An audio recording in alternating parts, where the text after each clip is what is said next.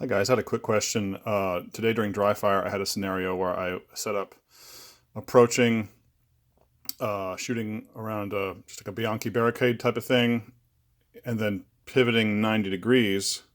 So engaging these guys first, and then turning to engage targets on the left, a 90-degree transition. I've been working that in dry fire. What I found was, though, because when you do a dry fire drill of 90 degrees, just the standardized drill, you're kind of set up with your hips and feet facing in between. But with this scenario, I have to, I'm approaching, I'm this direction, my hips and feet are facing this direction, and then I have to transition into uh, the 90 degree to left turn.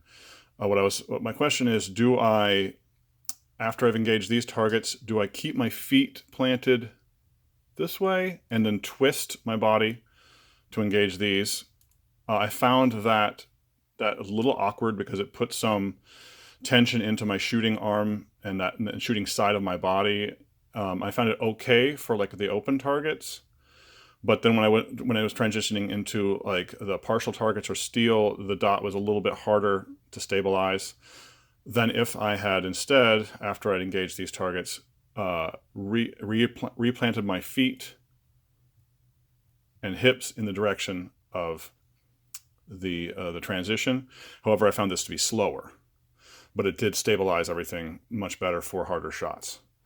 Is there a rule of thumb on this, or is it just circumstantial to where if this was all easy targets, I would just simply like a tank turret swing, or if it was a lot of hard targets, maybe I would choose to plant, to turn and my hips and feet in the direction and plant. Or is it just like, is there a standard answer? I have a feeling it's going to be circumstantial, but I'd like to get your feedback. Thanks a lot, guys.